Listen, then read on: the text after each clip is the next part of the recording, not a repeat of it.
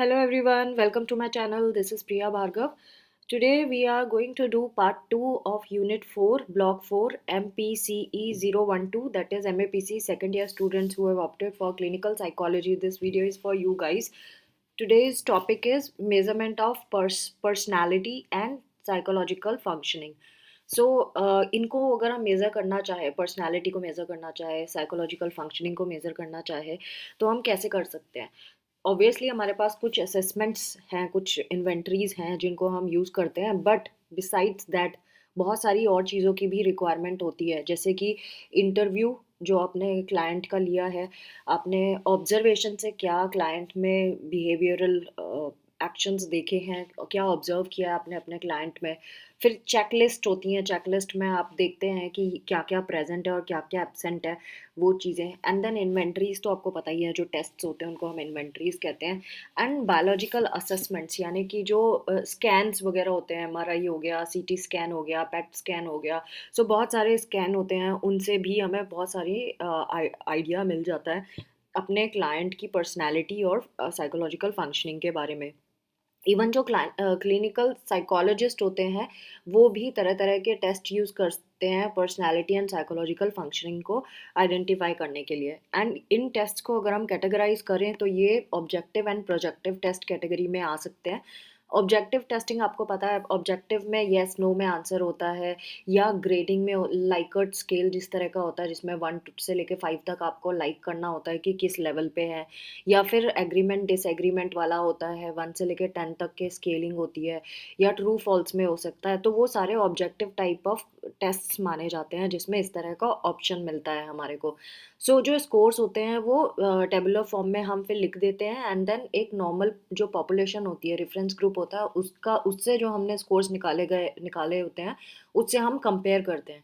और जो स्कोर्स का रिजल्ट आता है वो कोई ना कोई कंस्ट्रक्ट के बारे में ज़रूर बताता है, जैसे कि या तो एंजाइटी, या फिर डिप्रेशन, या साइकोटिक थिंकिंग, या स्ट्रेस, या कुछ और कोई इस तरह के कुछ जो इश्यूज़ हैं उनके बारे में हमें पता चलता है।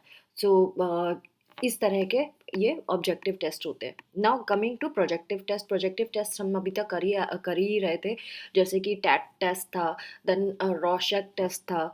तो ये टेस्ट क्या होते हैं, इसमें एम्बिगुअस स्ट्रक्चर्स दिए जाते हैं, स्टिमुली दी जाती है जो अनस्ट्रक्चर्ड होती है, एंड जैसे कि इंक ब्लॉट हो गया, या फिर कोई पिक्चर हो गई है ना, या इनकम्प्लीट सेंटेंस हो गया। सेंटेंस कंप्लीशन टेस्ट भी उसी के प्रोजेक्टिव टेक्निक ही होती है, जिसमें सब्जेक्ट अपने मन मुताबिक आंसर देता है, उसको फ्रीली रेस्पॉन्ड करने की आज़ादी होती है। वो जब रेस्पॉन्स जो भी उसका आता है सब्जेक्ट का, उसके बेसिस पे फिर जो क्लिनिशियन होता है या एग्जामिनर होता है, या स्कोरर होता है, वो टेस्ट करके बताता है कि ये कैसा है, क्योंकि उसमें जो जो भी सब्जेक्ट आपको मेंशन कर रहा होता है वो उसके अनकॉन्शियस माइंड के बारे में इंफॉर्मेशन होती है कि उसके अनकॉन्शियस में क्या दबा हुआ है, या उसकी नीड्स, इंटरेस्ट, डायनामिक्स, उसका मोटिवेशन क्या है। ये सारी चीज़ें प्रोजेक्ट हो जाती हैं उस स्टिमुली को के रेस्पॉन्स में। इस तरह से उसके इंटरनल डायनामिक्स और उसकी पर्सनैलिटी के बारे में हमें बहुत कुछ पता चलने लगता है। तो प्रोजेक्टिव रेस्पॉन्सेज जो होते हैं वो थोड़े चैलेंजिंग भी होते हैं, क्योंकि बायस होने का खतरा बहुत ज़्यादा होता है कि अगर जो एग्जामिनर है वो बायस है, या वो जेन्युइनिटी से नहीं किया उसने, या फिर उसने इंस्ट्रक्शंस ठीक से नहीं दिए, तो बहुत सारे फैक्टर की वजह से जो रिजल्ट है वो इन्फ्लुएंस हो सकता है। दैट इज़ वाई उस चीज़ का ध्यान रखना होता है ना। ऑब्जेक्टिव टेस्टिंग के बारे में बात करें तो कुछ टेस्ट के बारे में बात की है, जैसे MMPI, मिनेसोटा मल्टीफेजिक पर्सनालिटी इन्वेंट्री। इसके बहुत सारे वर्जन्स आए हैं, जैसे कि सेकंड एडिशन आया, उसमें 2 लिख दिया, MMPI 2। एंड देन एडोलेसेंट्स के लिए आया तो MMPI A हो जाता है। एंड कुछ और भी जो टेस्ट है वो है 16 पर्सनालिटी फैक्टर क्वेश्चनियर हो गया, जिसका 5th एडिशन आया हुआ है। And then Millon clinical multi axial inventory 3, मतलब थर्ड वर्जन इसका आया हुआ है। Then NEO personality inventory revised, ये भी आया हुआ है। तो इनके बारे में हम इन सारे टेस्ट के बारे में थोड़ा थोड़ा जानेंगे कि ये क्या होता है। मिनेसोटा मल्टीफेजिक पर्सनालिटी इन्वेंट्री, ये तीन तीन तरह के बताए हुए हैं। जो ओरिजिनल था वो डेवलप हुआ था 1930s में, और 1943 में पब्लिश किया गया था। इसको Starke Hathaway and psychiatrist McKinley ने बनाया था, JC मैक किनले ने इसको डेवलप किया था। और इसका रिवीजन 1989 में हुआ है MMPI 2 का। सो ओरिजिनल जो MMPI था उसमें 550 ट्रू फॉल्स आइटम्स मिलते हैं, और ये जो आइटम्स हैं ये बहुत सारे पर्सनालिटी टेस्ट से निकाले गए हैं, और साथ में जो क्लिनिकल एक्सपीरियंसेस थे इनके, उसके बेसिस पे भी जो आइटम्स है वो डाले गए हैं। आइटम्स इन द सेंस जो क्वेश्चनर है, क्वेश्चंस में जो जितने भी क्वेश्चंस हैं उनके बारे में बात कर रहे हैं। तो कुछ पर्सनालिटी टेस्ट से लिए गए हैं और कुछ उनके खुद के जो एक्सपीरियंसेस थे उससे उन्होंने लिया है। खास तौर से जिन वो वाले चीज़ें डाली गई हैं जिससे साइकियाट्रिक डायग्नोसिस हो सके मेंटल पेशेंट्स में। सो ये किन के ऊपर अप्लाई किया जा सकता है? ये 16 ईयर से लेके एडल्ट जो होते हैं उनके ऊपर अप्लाई कर सकते हैं। एंड जो टेस्ट है वो एडोलेसेंट्स पे ही जनरली किया गया है अब तक, और 16 ईयर से कम उम्र के जो एडोलेसेंट्स हैं उन पे किया गया है। इसका टेस्ट का जो टाइमिंग है वो 1 आवर से लेके 1.5 आवर तक हो सकता है, कंप्लीट करने में लग सकता है। अगर अगेन इसकी वैलिडिटी की बात करें तो इसमें जो आपके ऑप्शंस होंगे जब हम उसको करते हैं स्कोरिंग, तो कैन नॉट से, एल से मतलब लाई, एफ से वैलिडिटी, एंड के मतलब करेक्शन स्केल्स, इस तरह से अल्फ़ाबेटिकली इन स्केल्स के नेम दिए गए हैं। सो बहुत सारे ऐसे भी क्लाइंट होते हैं हमारे पास जो बिल्कुल फेक करते हैं, जिस सब झूठ बोलते हैं। या तो वो अपने आप को बहुत ज़्यादा बीमार दिखाना चाहते हैं या फिर वो बिल्कुल परफेक्ट दिखाना चाहते हैं, यानी कि जो एक परफेक्शन में सेट हो जाती हैं, गुड वाले सेक्शन में सेट हो जाती हैं चीज़ें, वैसा दिखाना चाहते हैं। सो वो गलत आंसर्स देते हैं। तो इन्होंने यहाँ पे वही बताया तो कि बहुत सारी जो प्रॉब्लम्स अगर कोई दिखाए तो उसको बोलते हैं फेकिंग बैड। सो वो रिफ्लेक्ट करता है वी कॉन्फ़िगरेशन में लो स्कोर्स, एल और के स्केल में लो स्कोर्स दिखाई देंगे और एफ स्केल में हाई स्कोर दिखाई देगा। तो जब आपको एफ स्केल में high score and L and के स्कोर में लो स्कोर दिखाई दे रहा है स्केल्स में, तो फेकिंग बैड कैटेगरी में आते हैं।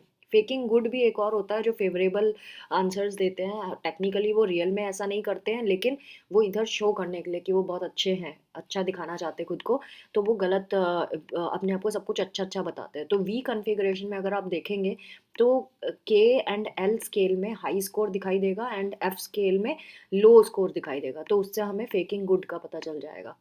देन इन्होंने हाइपोकॉन्ड्रियासिस के बारे में बताया है कि कुछ क्लिनिकल स्केल में हाइपोकॉन्ड्रियासिस का भी स्केल है, मतलब इनमें ये जो MMPI है उसमें जो स्केल्स हैं वो इस टाइप के स्केल भी आपको मिलेंगे। डिप्रेशन के लिए कैपिटल D से रिप्रेजेंट किया है, हाइपोकॉन्ड्रियासिस को HS से रिप्रेजेंट किया है, HY is for hysteria, conversion hysteria, and psychopathic deviate के लिए PD यूज़ किया है, मस्कुलिनिटी फेमिनिटी के लिए MF यूज़ किया है, पैरानोइया के लिए PA, एंड साइकोएस्थीनिया के लिए PT, शिज़ोफ्रेनिया के लिए SC, हाइपोमानिया के लिए MA, सोशल इन्वर्जन के लिए SI। इस तरह के स्केल्स अलग अलग बनाए गए हैं एक पर्टिकुलर चीज़ को आइडेंटिफाई करने के लिए।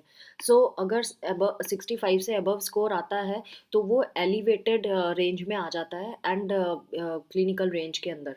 सो 65 जो है वो कट ऑफ स्कोर माना जाता है MMPI 2 एंड MMPI A के लिए। A is for adolescents. So 70 जो है वो ओरिजिनल MMPI का कट ऑफ माना गया है। सो इस तरह से इन्होंने चीज़ें बताई गई हैं। फिर कुछ और एडिशनल सब स्केल्स भी आपको मिल जाएंगे जिससे हमें रिप्रेशन, एंग्जाइटी, ईगो स्ट्रेंथ और ओवर कंट्रोल, हॉस्टिलिटी, डोमिनेंस, इसके बारे में पता चल जाता है। सो 400 सब सब टेस्ट्स इसमें मिलेंगे MMPI में हमारे को। सो जो ओरिजिनल सैंपल है वो मतलब MMPI को जब हम लोग बना रहे थे, जब क्वेश्चनर एक्चुअली बन रहा था, उस टाइम पे जो ये टेस्ट इम्प्लीमेंट किया गया था जिस पॉपुलेशन के ऊपर, वो कॉकेशियन पॉपुलेशन थी जो मिनियापोलिस में रहती थी, मिनेसोटा में। सो अब ये कॉकेशियंस कौन होते हैं? जो वाइट स्किन्ड, लाइट स्किन्ड लोग होते हैं उनको कॉकेशियंस कहते हैं। सो वो कॉकेशियंस के ऊपर इन्होंने एक्सपेरिमेंट करके ये टेस्ट डेवलप किया था, यूनिवर्सिटी ऑफ मिनेसोटा हॉस्पिटल्स इसके अंदर किया हुआ था। सो MMPI में 567 आइटम्स है, और 2 में मतलब सेकंड जो वर्जन आया है उसके बारे में बात कर रहे हैं। इसमें 567 आइटम्स हैं एंड ये इंडिविजुअल्स के ऊपर इम्प्लीमेंट किया जा सकता है 18 ईयर से लेके एडल्टहुड तक की एज में। अगर आप जैसे इन्होंने एक और चीज़ बताई है कि अगर आपने इनमें से जो ऊपर ये टेस्ट के नाम थे ना जो साइकोलॉजिकल इलनेस के साथ से जुड़े हुए हैं, तो इनका कहना ये है कि अगर किसी का शिज़ोफ्रेनिया स्केल में हाई स्कोर आता है, डज़न्ट मीन कि उस पर्सन को शिज़ोफ्रेनिया है, बट ये ज़रूर इंडिकेट करता है कि इसको प्रोबेबिलिटी है मिलने की। क्योंकि ये थोड़ा-सा क्लिनिशियंस एंड रिसर्चर्स को ये चीज़ पसंद नहीं आई, इसीलिए उन्होंने क्या किया, इस स्केल का नाम शिज़ोफ्रेनिया एससी स्केल से हटा के स्केल 8 एक नंबर से इंडिकेट करना शुरू कर दिया। सो एमएमपीआई 2 जो है, इसमें बहुत सारे सब स्केल्स आपको मिलेंगे और ये तरह तरह के चीज़ों को मेजर कर सकता है, जैसे type A behaviour, post traumatic stress, obsessions, fears, इन सबको मेजर कर सकता है। Another kind of Minnesota multiphasic personality inventory is adolescent वाला.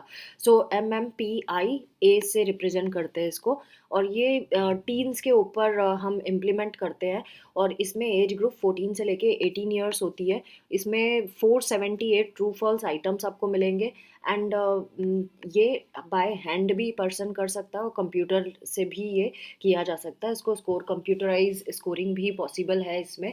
तो जो कंप्यूटर स्कोरिंग प्रोग्राम है वो इन डेप्थ इंटरप्रिटेशन करता है पूरी जो भी स्कोर आते हैं उसका, और जो रिपोर्ट डेवलप करता है उसमें हमें रिजल्ट के अलावा ये भी बताया जाता है कि क्या इंटरवेंशन है, क्या ट्रीटमेंट है जो पॉसिबल है। जैसे कि अगर हाई स्कोर है फर्स्ट 3 स्केल्स में एमएमपीआई के, सो उसका मतलब है न्यूरोटिक ट्रायड एग्जिस्ट करता है उसके अंदर। मतलब कि न्यूरोटिक ट्रायड क्या है, एंजाइटी, डिप्रेशन, सोमैटिक कंप्लेंट्स, ये तीनों चीज़ें एक साथ एग्जिस्ट करती है। फिर इनकी अगर रिलायबिलिटी, स्टेबिलिटी एंड वैलिडिटी की बात करें तो ये सारी एक्सेप्टेबल है, मतलब ये टेस्ट काफ़ी एक्सेप्टेबल टेस्ट माना गया है।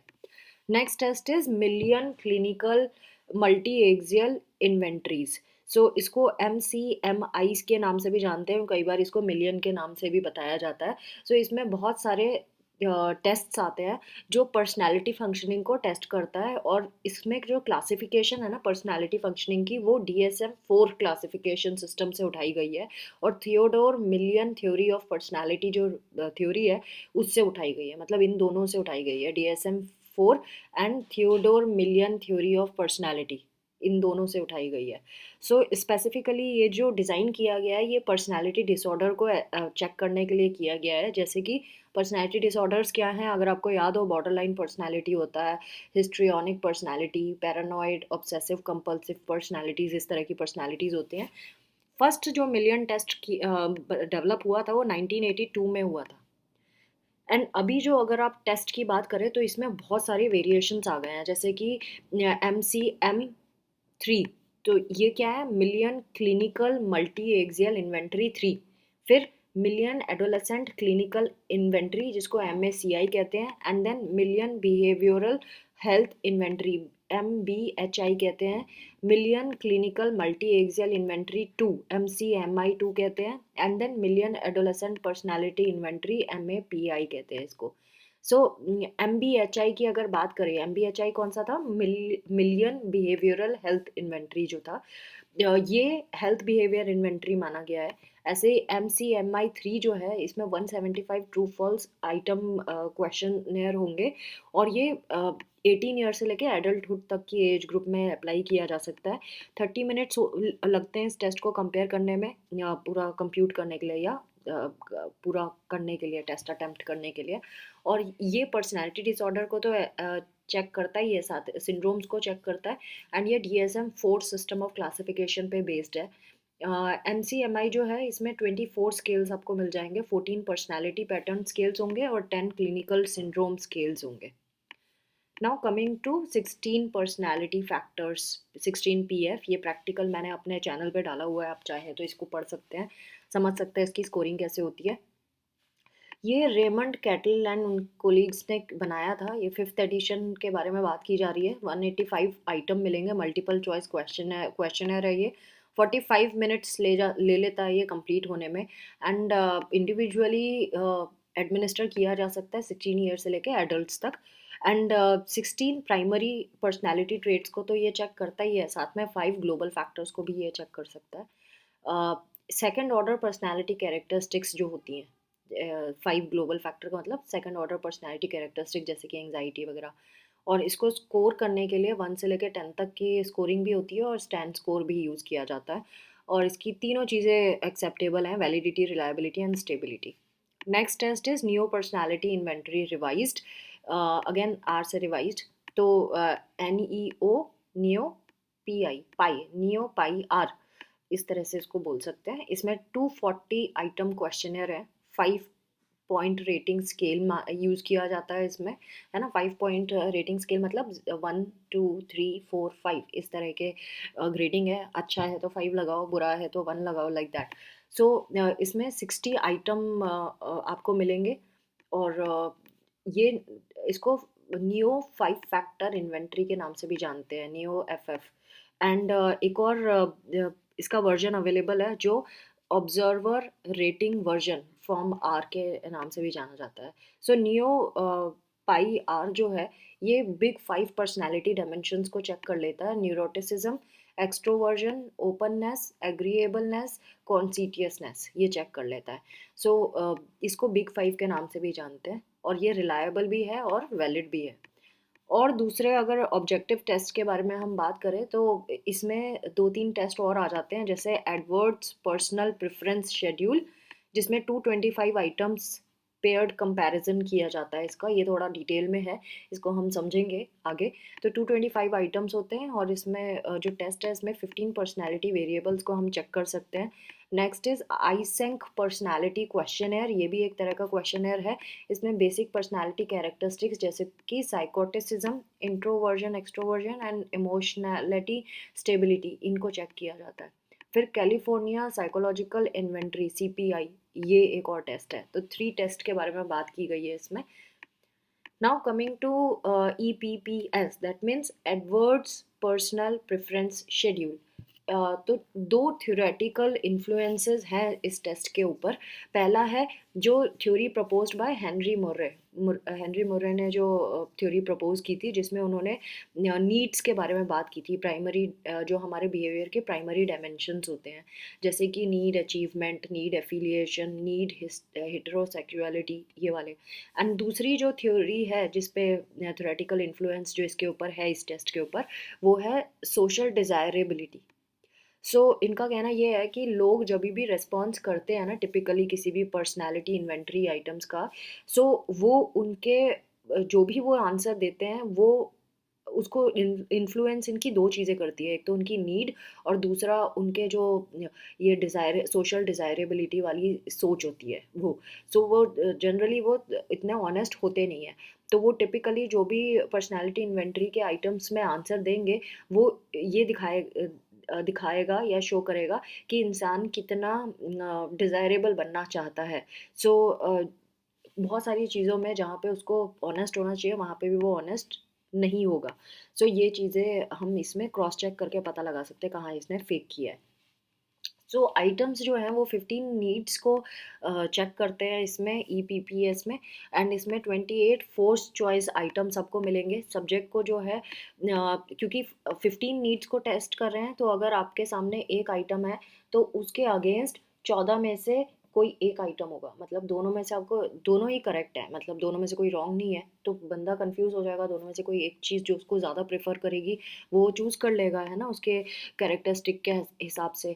और जिस जो उसकी लगेगा कि इन दोनों में से जो उसको बेस्ट सूट करता है। सो इस तरह से ये किया जा सकता है। ये ग्रुप में कर सकते हैं, self report, pencil pen paper pencil test भी किया जा सकता है। इसमें कोई टाइम लिमिट नहीं है, और ये प्राइमरीली डिज़ाइन किया गया है रिसर्च के लिए एंड काउंसलिंग पर्पजेज़ के लिए। तो जो 15 नीड्स हैं उनके कुछ एग्जांपल दिए हैं, जैसे achievement, difference, order, exhibition, autonomy, affiliation, interception, ये वाली चीज़ें। और इंडिपेंडेंट नॉर्मल पर्सनालिटी वेरिएबल्स हैं इसमें। 50 मिनट्स क्लास आवर लग जाएगा इसको करने में। एंड 2 आंसर शीट्स अवेलेबल हैं इसमें, एक है हैंड स्कोरिंग के लिए और दूसरी मशीन स्कोरिंग के लिए। Now coming to this test, California psychological inventory, जिसे CPI कहते हैं, ये बहुत क्लिनिशियंस के लिए बहुत इंपॉर्टेंट स्केल माना गया है। ये सबसे पहले पब्लिश हुआ था 1956 में, और हैरिस गो ने डेवलप किया था। इसमें 480 ट्रू फॉल्स आइटम्स मिलेंगे एंड 18 पर्सनालिटी स्केल्स मिलेंगे। इसका एक और रिवीजन हुआ था जो 1995 में हुआ था, जिसमें 434 आइटम्स कर दिए गए। एंड देन 20 स्केल्स इसमें हैं, और उनको 4 ग्रुप्स में डिवाइड कर दिया, मतलब 5 ऑफ ईच। क्योंकि अगर मैं 20 स्केल्स को 4 ग्रुप्स में डिवाइड करती हूँ तो हर एक स्केल में 5 स्केल आएंगे, है ना। हर एक ग्रुप में 5 स्केल आएंगे। जैसे कि इन्होंने एग्जांपल दिया है dominance, capacity, sociability, responsibility, socialisation. So इस तरह के 4 ग्रुप्स में इन्होंने अरेंज किया है। ये 20 स्केल्स में से कुछ स्केल्स का एग्जांपल दिया है इन्होंने। सो ये जो 4 ग्रुप्स बने हैं ना, तो ग्रुप 1 क्या इंडिकेट करता है, ये चारों ग्रुप क्या इंडिकेट करते हैं वो इन्होंने बताया। जैसे ग्रुप 1 स्केल जो होगा वो इंटरपर्सनल स्टाइल एंड ओरिएंटेशन को मेजर करेगा, और ये रिलेट करेगा कि self confidence, poise, interpersonal skills को ये करेगा, किस तरह से इंसान रिलेट करता है इन चीज़ों में। ग्रुप 2 जो होगा स्केल का, वो नॉर्मेटिव वैल्यूज एंड ओरिएंटेशन और aspects as responsibility, rule, respecting behaviour, इन सब चीज़ों को चेक करेगा।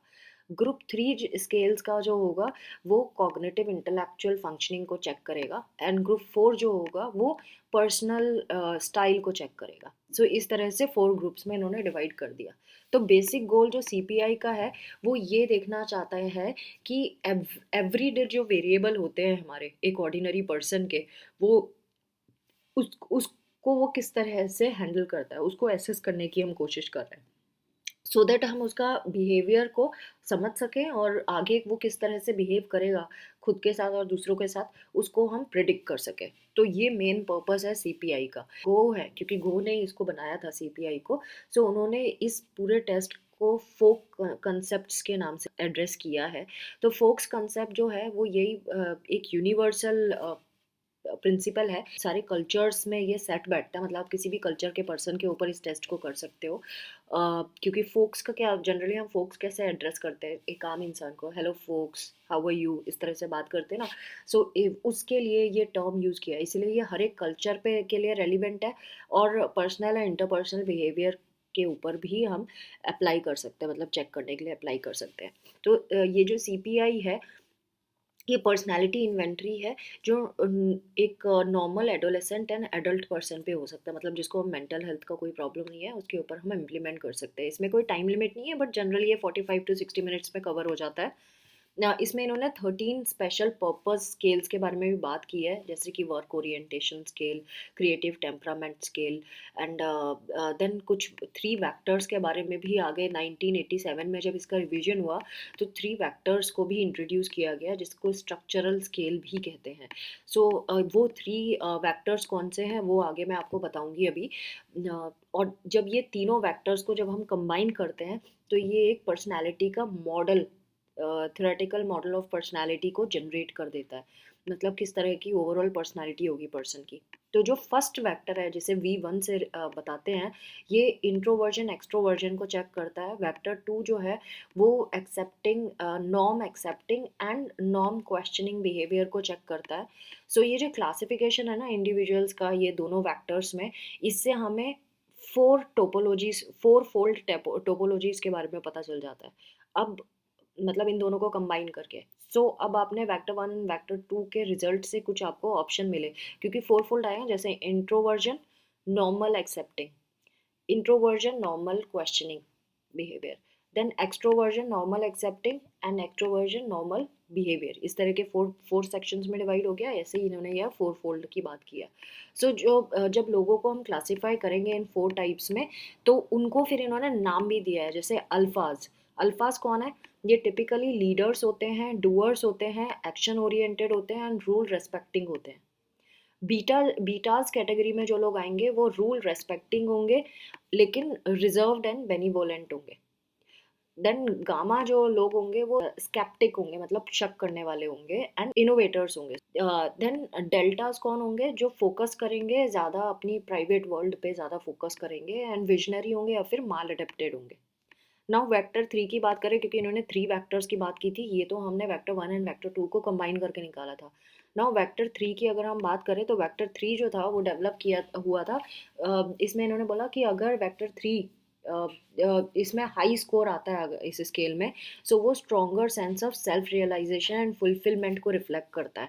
सो ये तीनों जो वेक्टर स्केल्स है, इसने इसने एक और मॉडल को जनरेट किया जो गो ने नाम दिया क्यूबॉइड मॉडल। सो इस तरह से ये एक और मॉडल जनरेट हो गया। इन्होंने ये भी बताया है कि ये जो डेल्टा है, डेल्टा का अगर लोअर लेवल होगा तो वो माल एडेप्टिव माना जाएगा, कॉन्फ्लिक्ट्स में हमेशा फंसा हुआ माना जाएगा। और अगर डेल्टा का हाई लेवल है तो वो highly imaginative and creative person माना जाएगा। सो इस तरह से इन्होंने ये भी बताया कि कैसे कैटेगराइज कर सकते हैं इसको। जब आप एडमिनिस्टर करेंगे तो single individual as well as hundreds of individuals के ऊपर भी एक साथ आप कर सकते हैं। 45 से 60 मिनट्स लगेंगे। और इसके जो भी इसको CPI जो है इसको बहुत डिफरेंट डिफरेंट लैंग्वेजेस में भी ट्रांसलेट किया गया है, जैसे Italian, French, German, Japanese, Chinese, ऐसे जो ये मैनुअली भी आप स्कोर कर सकते हो, और इसकी जो टेम्पलेट है इसको आप मैनुअली भी स्कोर कर सकते हो, मशीन की हेल्प से भी कर सकते हो। जिसके स्टैंडर्ड स्कोर हैं उसमें भी इसके जो स्कोरिंग जब हम करते हैं ना तो डिफरेंट स्केल्स में हम इसकी स्कोरिंग करते हैं। स्टैंडर्ड स्केल्स भी हैं, वेक्टर स्केल है, स्पेशल पर्पस स्केल भी है। सो इस तरह से डिफरेंट डिफरेंट स्केल्स पे हम इसको मेज़र कर सकते हैं। इवन कंप्यूटर जनरेटेड रिपोर्ट्स भी निकाल सकते हैं। सो जो रॉ स्कोर इसका आता है ना उसको हम T स्कोर में कन्वर्ट कर देते हैं, एंड देन हम मैनुअल से देख के कंक्लूजन निकाल सकते हैं पर्सनालिटी के बारे में। तो जो CPI प्रोफाइल होती है वो बहुत सारी चीज़ें बता सकती है, किसी इंसान का साइकोलॉजिकल रिलेशनशिप दूसरों के साथ कैसा है ये भी बता सकती है। So friends, this was all about part 2 of unit 4, block 4 MPCE 012। And आज ये पूरा सिलेबस MPCE 012 का फिनिश हो गया। आई होप आपको ये वीडियोस बेनिफिशियल लगेंगे, और अगर ऐसा है तो प्लीज़ सब्सक्राइब करें मेरे चैनल को, शेयर करें मेरे वीडियोस को बाकी स्टूडेंट के साथ, सो दैट उनको भी बेनिफिट हो सके। And keep watching, and do not forget to comment and like. Take care of yourself. Bye bye.